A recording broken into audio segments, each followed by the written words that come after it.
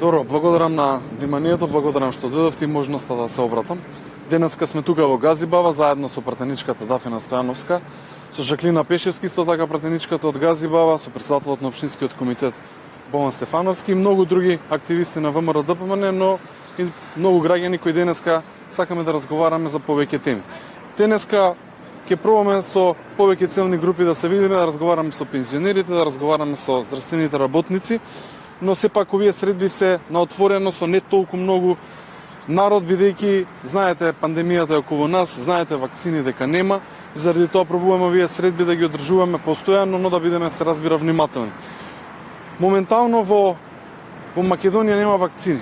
Секој месец слушаме дека ќе стигнат, но никако да стигнат. Во Македонија нема капитални проекти, во Македонија нема реформи.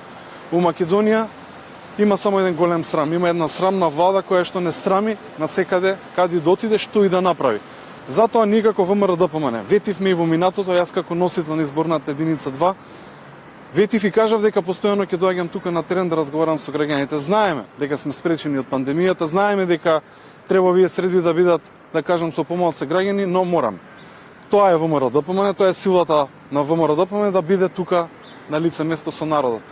Еве после оваа изјава моја ќе имам повеќе разговори, се разбира ќе ги слушнам сите оние проблеми што ги мачат граѓаните, но моментално најголемиот проблем е што граѓаните се разочарани од владењето на оваа власт.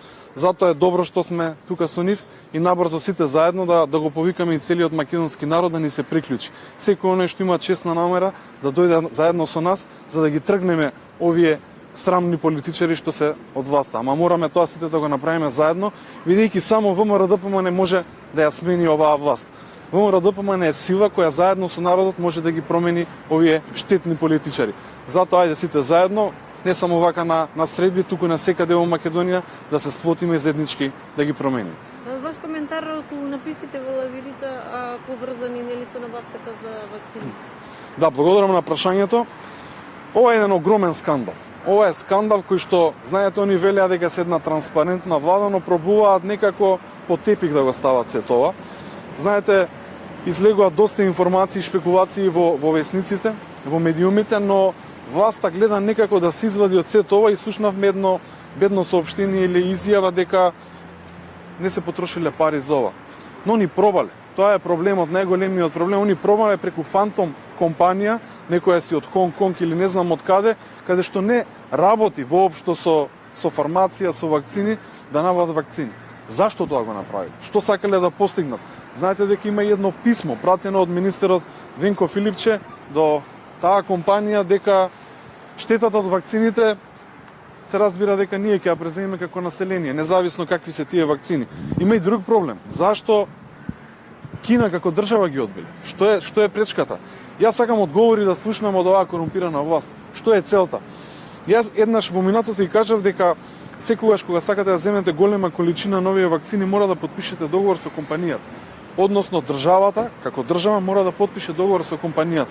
Зашто? Пробувале оваа власт или неколкумина од власта да потпишат некои договори со фантомски фирми и дали е тоа предзнак дека сакале да заработат многу пари од вакцините што населението веќе ги чека. Тоа се прашање што треба да дадат одговори овие од власта, но ја ќе им кажам една работа, да внимаваат што кажуваат и да не претеруваат со лажење, бидејќи уште многу работи допрва ќе искачат. Европската унија одлучи да не додели средства на Македонија за борба против COVID-19. Ваш коментар? Убаво кажав преска дека ова е срамна влада, видовте какви надписи слушнавме и од министерот за европски прашања дека они многу добро работеле. Впрочем и заради тоа не добиле средства, добро се покажале во екот на пандемијата, па потоа слушнавме едно поигрување со интелигенцијата на народот, но на крај резултатот што е? Нема странски инвестиции во Македонија, не сме дел од тие 530 милиони евро од Европската унија, нема нови фабрики, нема нови реформи, нема нови училишта, се нема во Македонија.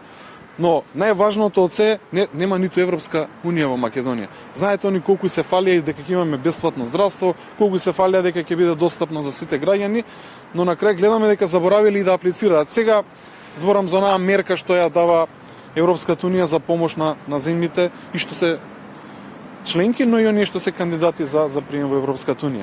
И сега ќе пробуваат на некој начин да се извадат, гледам, слушам и председателот Пендаровски пробува некако да се извадат од ова прашање или слично, но што е најважното, вакцини нема. Вакцини нема во Македонија и само она што некои земји пријатели ни дадоа, друго ништо нема. Ова е неспособна власт и оваа власт мора да се замине. Затоа наместо многу да се фалат по телевизии, многу време кажуваме дека треба да работат, но не може да работат и оваа власт е криминална и мафијашка. Затоа ни требаат избори што поскоро. Зборувам за предвремени парламентарни избори.